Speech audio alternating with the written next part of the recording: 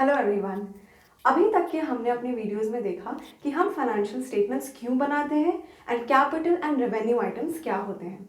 आज के वीडियो में हम समझने वाले हैं कि फाइनेंशियल स्टेटमेंट्स के कंपोनेंट्स क्या क्या होते हैं और उन्हें कैसे बनाया जाता है। So hello everyone, this is Shrejal. I am a CA finance student and welcome to Commerce Bench. So let's start our topic for today. तो फाइनेंशियल स्टेटमेंट्स क्यों बनाए जाते हैं? नाउ मैंने अपने पूरे साल के जो भी एक्सपेंसेस या रेवेन्यूज जो भी ट्रांजैक्शंस थे उन सबको मैं रिकॉर्ड करती चली आई हूँ अभी तक, ठीक है। और मैंने लेजर अकाउंट्स भी सारे बना रखे हैं और ये आ गया है मेरा ईयर एंड, यानी कि 31 मार्च आ चुका है। मैंने पूरे एक साल के सारे ट्रांजैक्शंस रिकॉर्ड कर लिए हैं, ठीक है। Now I want to know कि मेरी फाइनेंशियल परफॉर्मेंस कैसी रही, यानी कि मैंने जितना भी काम किया उससे मुझे अल्टीमेटली फ़ायदा हो रहा है कि नुकसान हो रहा है, ये चीज़ मैं देखना चाहती हूँ और वो मुझे ये फाइनेंशियल स्टेटमेंट्स ही बताते हैं। या मैं ये देखना चाहती हूँ कि मैंने आज की डेट में मेरे हाथ में कैश कितना है, या मेरे पास फर्नीचर कितना है, मेरे मतलब असेट्स कितने हैं एंड मेरे पास लोन्स कितने हैं या मेरे क्रेडिटर्स कितने हैं, वो चीज़ मैं देखना चाहती हूँ, यानी अपनी लायबिलिटीज़ को देखना चाहती हूँ। ये सब मुझे मेरे फाइनेंशियल स्टेटमेंट्स ही बताते हैं। अब फाइनेंशियल स्टेटमेंट्स के दो कंपोनेंट्स होते हैं, ठीक है। वो हम ईयर एंड पर ही बनाते हैं, at the end of an accounting period, जो कि मोस्टली 31 मार्च होता है। नाउ सबसे पहले हम बनाते हैं trading profit and loss account. इसका पर्पस क्या होता है बनाने का? ये हम बनाते हैं अपनी फाइनेंशियल परफॉर्मेंस जानने के लिए, यानी कि अल्टीमेटली मुझे प्रॉफिट हुआ या लॉस हुआ इस ईयर के एंड पे। आज का हमारा जो मेन फोकस रहने वाला है वो इस पर ही रहेगा। बैलेंस शीट हम नेक्स्ट वीडियो में देखेंगे, ठीक है। बट इसका जो पर्पस रहेगा वो अगेन वही है जो मैंने अभी बताया, कि मैं देखना चाहती हूँ मेरे असेट्स एंड लायबिलिटीज आज की डेट में, यानी कि 31 मार्च को कितने हैं। ओके, सो अब हम लोग बात करते हैं ट्रेडिंग अकाउंट की, ठीक है। अब ये ट्रेडिंग अकाउंट कौन बनाता है, क्यों बनता है, वो डिस्कस करते हैं। अगर आप एक ट्रेडर हैं या एक मैन्युफैक्चरर हैं, जैसे कि मतलब आप जो है किसी भी फिजिकल गुड्स में डील करते हैं, तब आपको ट्रेडिंग अकाउंट बनाने की ज़रूरत होती है। जैसे कि अब मैं दूसरा एग्जांपल देती हूँ कि अगर कोई कंसल्टेंसी का बिजनेस है, ठीक है, तो कंसल्टेंसी में क्या होता है, वो तो एक सर्विस इंडस्ट्री है ना, वहाँ पर तो कोई फिजिकल गुड्स का ट्रांजैक्शंस होते ही नहीं है, कोई फिजिकल गुड्स एज सच होते ही नहीं है। लेकिन अगर कोई फिजिकल असेट्स में डील करता है, जैसे कि मेरा कोई कॉस्मेटिक का बिजनेस है, तो मेरे पास फिजिकल असेट्स होते हैं उस केस में, तो वहाँ पर हम ट्रेडिंग अकाउंट बनाते हैं, क्योंकि मेरे पास एक ओपनिंग स्टॉक होगा, एक क्लोजिंग स्टॉक होगा, मतलब कुछ ऐसा सामान होगा जो मैंने खरीदा तो, लेकिन मैं उसको बेच नहीं पाई आगे, तो वो स्टॉक बन जाता है। बट सर्विस में क्या होता है, वहाँ पर तो सारे के सारे जो लोग होते हैं वो ही असेट्स होते हैं, ह्यूमन असेट्स होते हैं वहाँ पे, ठीक है, ह्यूमन रिसोर्स। ओके, तो अब आपको समझ आ गया कि ट्रेडिंग अकाउंट क्यों बनता है। नाउ इस यहाँ पर एक और लाइन नीचे लिखी है, फॉर द ईयर एंडेड। इसका सिग्निफिकेंस मैं आपको बाद में समझाऊंगी, अभी फिलहाल हम इस अकाउंट को ही समझ लेते हैं, ठीक है। सो सबसे पहले कोई भी अकाउंट जो होता है वो स्टार्ट होता है ओपनिंग स्टॉक से, ठीक है। सेम यहाँ पर भी ओपनिंग स्टॉक से स्टार्ट हुआ है। अब ये भी बता दूं कि ये जो ट्रेडिंग अकाउंट होता है ना, ये एक तरीके से आपका स्टॉक अकाउंट ही है। स्टॉक अकाउंट क्या होता है, याद करिए, it is a real account. It asset होता है ना, तो ये रियल अकाउंट है। और इस पर क्या रूल लगेगा, debit what comes in and credit what goes out. तो जितनी भी स्टॉक मैंने खरीदे ना, वो सारी चीज़ें जब मैं स्टॉक बढ़ाऊंगी, अपना स्टॉक इंक्रीज होगा मेरा, तो वो डेबिट साइड में सारी चीज़ें रिकॉर्ड होंगी, और जब भी मेरे पास स्टॉक जाएगा वो सारा क्रेडिट साइड में आएगा, ठीक है। अब स्टार्ट करते हैं। जैसे ओपनिंग स्टॉक सबसे पहले तो मैंने पिछले साल से मैंने ब्रॉड फॉरवर्ड कर लिया, ठीक है। नाउ परचेजेस, यानी कि स्टॉक आया तो इस साइड ही लिखा जाएगा, टू परचेजेस लिखे मैंने, यानी अब मैंने और स्टॉक खरीदा अपने पास, ठीक है। अब इसमें एक बात ध्यान रखने वाली है कि जब भी आप परचेजेस लिखेंगे ना, अगर आपको क्वेश्चन में इनमें से कोई भी आइटम दिख जाता है, तो आप परचेजेस को सबसे पहले इनर कॉलम में लिखेंगे और उसके बाद इनको ट्रीट करने के बाद आप फाइनल आइटम को आउटर कॉलम में लिखेंगे, ठीक है। अब ये आइटम्स क्या क्या हैं, इनको एक एक करके हम डिस्कस कर लेते हैं। सबसे पहले है रिटर्न्स आउटवर्ड, मतलब मैंने कुछ चीज़ परचेज तो करी थी लेकिन शायद वो डिफेक्टिव निकल आई, मुझे पसंद नहीं आई, जैसा भी है मैंने उसको कुछ आइटम रिटर्न कर दिया, यानी कि अब वो मेरे बिजनेस का पार्ट नहीं है, मैंने परचेज तो किया था बट अब रिटर्न कर दिया उसको, तो वो चीज़ हमने यहाँ से माइनस कर दी। ठीक है, इसकी एंट्री क्या बनती है, जब मैंने परचेज किया था तो क्या एंट्री बनी, purchase account debit to cash, और जब मैंने रिटर्न कर दिया उसको तो purchase return account debit to purchase, तो उतने से परचेजेस का अकाउंट मेरा कम हो गया है। होप आप समझ पा रहे हैं। ठीक है, सेम केस होता है ड्राइंग्स में। ड्राइंग्स में क्या होता है कि मैंने बताया मेरे कॉस्मेटिक का बिजनेस है अगर, और मुझे उसमें से कोई कॉस्मेटिक पसंद आया और मैं घर लेकर चली गई उसको, तो वो यहाँ पे परचेजेस में से आपको माइनस कर देना है। ठीक है, कि परचेज तो किया था बट अब वो मेरे बिजनेस का पार्ट नहीं है, चला गया मेरे बिजनेस से, तो ड्राइंग्स हो गई वो। ठीक है, माइंड यू कि अगर इनमें से किसी भी चीज़ के पैसे आ जाए ना तो वो सेल्स में कवर हो जाएगा। ठीक है, लेकिन अब मान लीजिए डोनेशन ही कर दिया मैंने कोई चीज़, ठीक है, डोनेट कर दी, मेरा बिस्किट्स का बिजनेस था तो मैंने एनजीओ में 100 packets of 100 packets of biscuits भिजवा दिए, तो वो डोनेशन में काउंट होगा, उसके पैसे तो मुझे मिले नहीं, अगर पैसे मिले होते तो सेल्स में काउंट हो जाता वो, लेकिन नहीं मिले, तो मैंने क्या किया, उसका ट्रीटमेंट परचेजेस में से उसको माइनस कर दिया कि अब वो मेरे बिजनेस का पार्ट नहीं है। वैसे ही सैम्पल एक्सपेंसेस ये क्या होते हैं, जैसे आपने न्यूज़पेपर्स वगैरह में कभी कभी देखा होगा कि शैम्पू या कोई क्रीम वगैरह के छोटे से सैशेज आते हैं। ठीक है, कि अगर आप टेस्ट बेसिस पे हमारा प्रोडक्ट आप यूज़ करो, अगर आपको पसंद आए तो आप परचेज कर लीजिएगा, तो एक तरीके से कंपनी जिसने वो एडवर्टीजमेंट दिया उसको इसके पैसे तो मिले नहीं, वरना सेल्स में आता, तो वो बिजनेस का पार्ट अब नहीं रहा, वो चला गया। ठीक है, मेरे पास से मैंने परचेज तो किया था बट अब नहीं है, सो वो सैम्पल एक्सपेंसेस भी आप यहाँ से माइनस कर दोगे। वैसे ही लॉस ऑफ स्टॉक होता है, मतलब कि जैसे कि फायर में या रेन में, अर्थक्वेक, वट एवर, कुछ भी ऐसी कैलामिटी हो गई जिसकी वजह से, ट्रेजेडी हो गई जिसकी वजह से अब मेरा वो स्टॉक जो था परचेज जो किया था मैंने अब वो नहीं है, तो वो चीज़ भी हम यहाँ से माइनस कर देंगे। ठीक है, ये चीज़ क्लियर होती है। अब सबसे जो यहाँ पर चीज़ आती है इम्पॉर्टेंट, कि आप ट्रेडिंग अकाउंट में हमेशा डायरेक्ट एक्सपेंसेस ही लिखते हैं। ये जो आप देख रहे हैं यहाँ पर, ये जो है ये डायरेक्ट एक्सपेंसेस हैं सारे के सारे। डायरेक्ट एक्सपेंसेस का मतलब क्या होता है कि ये मेरे प्रोडक्शन को डायरेक्टली अफेक्ट करते हैं।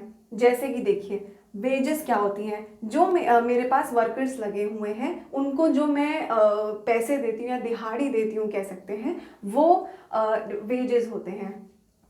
ठीक है, कि मैंने सपोज कोई रॉ मटेरियल खरीदा, मैं पेन्स बनाती हूँ अगर, तो मैंने प्लास्टिक खरीदी होगी। ठीक है, अब मुझे उनको पेन में कन्वर्ट करना है, तो वो कौन करेगा, वर्कर्स करेंगे। अब वर्कर्स को जो मैं पैसे दूंगी वो वेजेस होते हैं।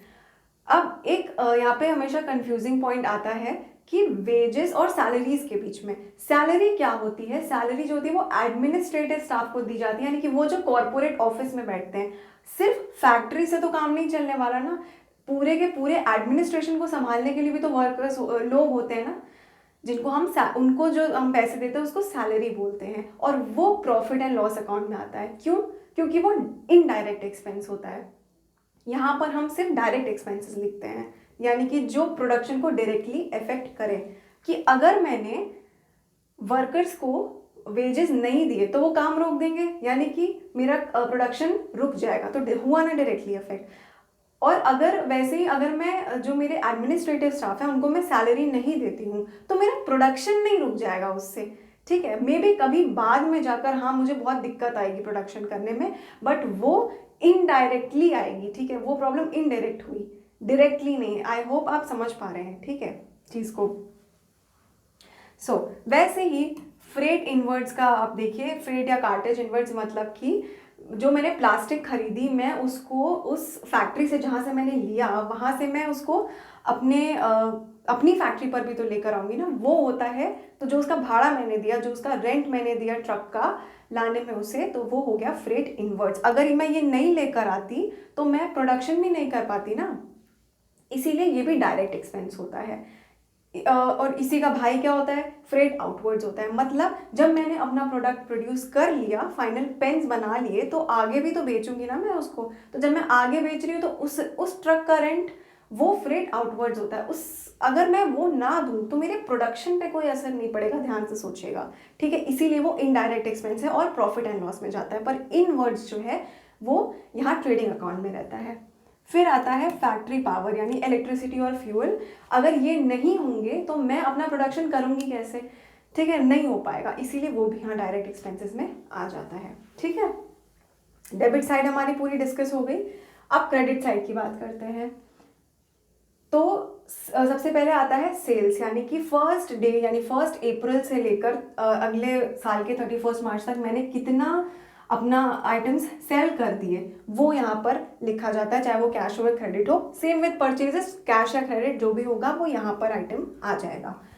अब उसमें से भी हम माइनस क्या करते हैं, जो हमारे पास वापस आ गया, किसी कस्टमर ने हमसे लिया था, खरीदा था, बट उसे पसंद नहीं आया, जैसा भी हो वो वापस आ गया, वो चीज़ यहाँ पर आ जाती है। इसकी एंट्री जब सेल्स हुई होगी तब क्या एंट्री हुई थी कि cash account debit to sales, cash आया एंड सेल्स हो गई। एंड जब कभी कोई आइटम रिटर्न आ गया तो उसका एंट्री होगी sales account debit to sales return, ठीक है। ये आ गया समझ में। उसके बाद अब हम डिस्कस करते हैं स्क्रैप सेल्स। ये क्या होती है, मान लीजिए कि कुछ भी जो कबाड़ बच जाता है, जैसे कि बिजनेस में कोई भी रद्दी है, वो जब आप सेल करते हो ना तो उसको हम यहाँ पर लिख देते हैं कि वो इनकम ही तो हो गई ना एक तरीके से, तो फिर वो हम यहाँ पर लिखते हैं। उसके बाद फाइनली एक इम्पॉर्टेंट चीज़ आती है क्लोजिंग स्टॉक। अब ये इम्पॉर्टेंट, ये यहाँ पर क्यों लिखा जाता है, देखिए सबसे पहले सपोज करिए कि मैं एक ट्रेडर हूँ, ठीक है, और मैंने कहीं से परचेज किए 100 आइटम्स, मतलब मेरे डेबिट साइड में ना 100 आइटम्स आ रहे हैं, इन दोनों को मिलाकर 100 है, यानी कि पहले से मेरे पास जो था प्लस इस साल मैंने जो खरीदा वो 100 हो गया, ठीक है। लेकिन मैं सेल कितना कर पाई, मैं सेल कर पाई सिर्फ 80 आइटम्स, ये रुपीज़ नहीं है, आइटम्स है, ठीक है, 80 आइटम्स में सेल कर पाई। अब क्या हुआ, अब जब मैं ईयर एंड पर अपना अभी आप ये भूल जाइए कि अभी आप सोचिए कि ये चीज़ यहाँ पर नहीं लिखी हुई, ठीक है, क्लोजिंग स्टॉक नहीं लिखते तो क्या होता, मैं बता रही हूँ। मुझे अब अपना ईयर एंड पे प्रॉफिट निकालना है, और प्रॉफिट कितने पर निकालना चाहिए आपके हिसाब से, 100 आइटम्स पे या 80 आइटम्स पे? प्रॉफिट तो भाई 80 आइटम्स पर ही निकलेगा ना, क्योंकि मैं 80 ही सेल कर पाई थी। लेकिन अब यहाँ पर 100 और यहाँ पर 80, तो फिर अब मैं अपना प्रॉफिट कैसे निकालूंगी? ये दोनों चीज़ें बराबर होनी चाहिए ना, आइटम्स, नंबर ऑफ आइटम्स। तो इसीलिए हम यहाँ पर क्या करते हैं, क्लोजिंग स्टॉक जब लिखते हैं तो फिर ये चीज़ बैलेंस हो जाती है। कैसे? क्लोजिंग स्टॉक में आपको पता है 20 आइटम्स पड़े हुए होंगे, क्योंकि 100 मैंने लिए थे और 80 ही सेल कर पाई, तो बचे कितने? 20, ठीक है। तो अब मेरे क्रेडिट साइड पर 20 है एंड यहाँ पर 20 है, यहाँ पर 100 है, तो इस एक तरीके से मैं ऐसे भी तो लिख सकती हूँ ना कि ये डेबिट साइड जो है वो 80 हो गया, ठीक है, ऐसे लिख सकते हैं। तो अब हो गया ना बैलेंस, ये भी 80 और ये भी 80, ठीक है। आई होप आपको समझ में आया कि जब दोनों साइड 80 हो गया तो मेरा जो प्रॉफिट निकलेगा यहाँ पर वो भी 80 आइटम्स पर ही निकलेगा, ठीक है।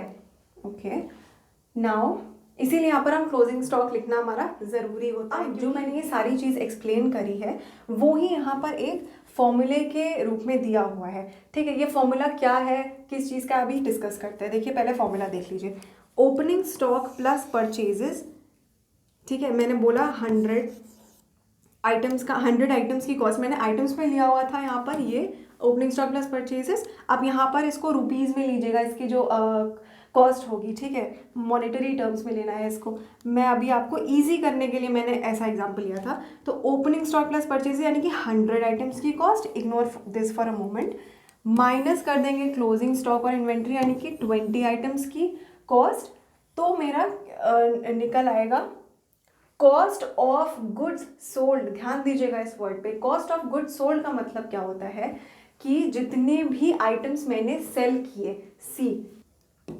या ऐसे एक्सप्लेन करती हूँ आपको, जैसे सेल्स हुई कितने आइटम्स की, 80 आइटम्स की, उसकी मैंने यहाँ पर लिख दी कि ये सेल इतने की हुई, ठीक है। माइनस क्या मैं माइनस करूँगी कि मेरा ग्रॉस प्रॉफिट निकल आए ऑफ 80 आइटम्स, क्या माइनस करूँगी मैं, यहाँ पर मुझे माइनस करना पड़ेगा cost of goods sold. How many goods were sold, 80, ठीक है, 80 गुड्स वर सोल्ड।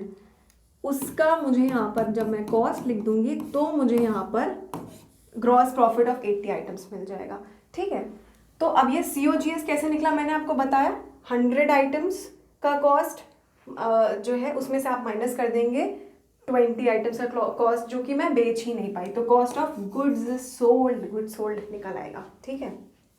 ओके अब मैंने बात करी, मैंने आपको बोला था इसको इग्नोर करने को, बस सिंपल सा मैं आपको ये एक्सप्लेन कर देती हूँ क्या है कि जब मैं प्लास्टिक खरीद के लाई मान लीजिए 100 kg में प्लास्टिक खरीद कर लाई थी, तो अब उस पर मैं बेचूंगी तो पेन ना, मैं प्लास्टिक नहीं बेच रही हूँ, मैं पेन बेच रही हूँ, तो उसको प्रोसेस करूँगी तो यही वाले जो डायरेक्ट एक्सपेंसेस हैं उसी के ऊपर, उन्हीं 100 kg के ऊपर तो मैंने ये डायरेक्ट एक्सपेंसेस किए ना, वेजेस दिए, मैं उसको उनकी फैक्ट्री से लेकर अपनी फैक्ट्री पर लेकर आई, तो यही सारे तो डायरेक्ट एक्सपेंसेस हुए ना उन 100 आइटम्स पर, और उसमें से मैंने वो 20 माइनस कर दिए जो मैं नहीं बेच पाई, तो मेरा क्या निकल आया, जो मैं उतने आइटम्स की कॉस्ट जो मैं बेच पाई, यानी कि 80 आइटम्स।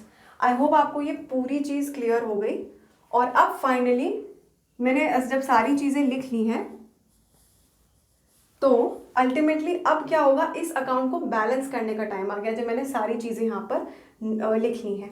अब जब मैं बैलेंस करने जाऊँगी तो अगर ये साइड मेरी जो है वो कम हो गई, यानी कि डेबिट साइड, एक्सपेंसेस की साइड कम हो गई, तो ऑब्वियसली मुझे प्रॉफिट हो जाता है और ये आ जाएगा मेरा ग्रॉस प्रॉफिट कैरी डाउन, ठीक है। वहीं इसका उल्टा हो जाता है, यानी कि मेरा अगर क्रेडिट साइड जो है वो कम पड़ जाता है तब मुझे लॉस हो जाएगा, ठीक है। और अब इसके बाद बनता है प्रॉफिट एंड लॉस अकाउंट, ठीक है। तो ये वाले जो बैलेंसेस होंगे इनको हम इस साइड पर ब्रॉट डाउन करेंगे, और जो इस साइड का बैलेंस होगा उसे हम प्रॉफिट एंड लॉस के क्रेडिट साइड में ब्रॉट डाउन कर लेंगे, ठीक है। ओके तो अब हमें ये भी समझ में आ गया एंड ये फॉर्मूला भी आई होप आपको समझ में आ गया। अब एक ये फाइनल चीज़ समझते हैं हम ट्रेडिंग अकाउंट से रिलेटेड कि कभी कभी क्या होता है, क्वेश्चन में आपको एडजस्टेड परचेजेस दे देगा, यानी कि इस फॉर्म में देने के बजाय कि जैसे परचेजेस देने के बजाय वो आपको opening stock purchases and closing stock अलग अलग देने के बजाय आपको क्या करेगा, सिंपली एडजस्टेड परचेजेस नाम से दे देगा। तो एडजस्टेड परचेजेस क्या होते हैं, इसका मतलब होता है कि मैंने कि सारी की सारा जो चीज़ें हैं वो इसी अमाउंट में एडजस्ट हो गई, यानी कि opening stock plus purchases minus closing inventory, यानी कि मैं जितना सामान मेरे पास पहले से था प्लस मैं जितना नया लेकर आई, यानी कि 100 आइटम्स मेरे एग्जांपल के हिसाब से माइनस कर दिया मैंने 20 आइटम्स, यानी कि ये ऑलरेडी 80 आइटम्स हैं, ठीक है। और सेल भी मैंने कितना किया था, 80 आइटम्स। तो आप सिंपली क्या करोगे, यहाँ पे बाय सेल्स लिखोगे, 80 आइटम्स की सेल लिखोगे, और यहाँ पर आपको खाली एडजस्टेड परचेजेस लिखने की ज़रूरत है। फिर यहाँ पर आप ना ये लिखोगे, ना खाली परचेजेस लिखोगे, ना इस साइड आपको ये क्लोजिंग स्टॉक लिखने की ज़रूरत है। सिर्फ इस साइड आप टू एडजस्टेड परचेजेस जो भी अमाउंट दिया है वो आपको लिख लेना है, ठीक है, उन 80 आइटम्स का। तो इसके बाद आप सीधा सीधा प्रॉफिट निकाल सकते हैं, ओके। हाँ बट आपको ये ऑब्वियसली एक्सपेंसेस तो ये जो डायरेक्ट एक्सपेंसेस हैं ये तो लिखने पड़ेंगे, क्योंकि ये एडजस्टेड परचेजेस है, सिर्फ परचेजेस का हिसाब है इसमें, ठीक है। Direct expenses you will have to write off, okay.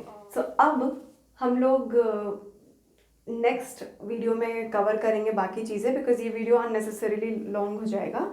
तो आगे का हमें डिस्कस करना है कि प्रॉफिट एंड लॉस अकाउंट कैसे बनता है, तो वो हम नेक्स्ट वीडियो में डिस्कस करेंगे, और फिर उसके नेक्स्ट वीडियो में डिस्कस करेंगे कि बैलेंस शीट का क्या हिसाब किताब होता है, ठीक है।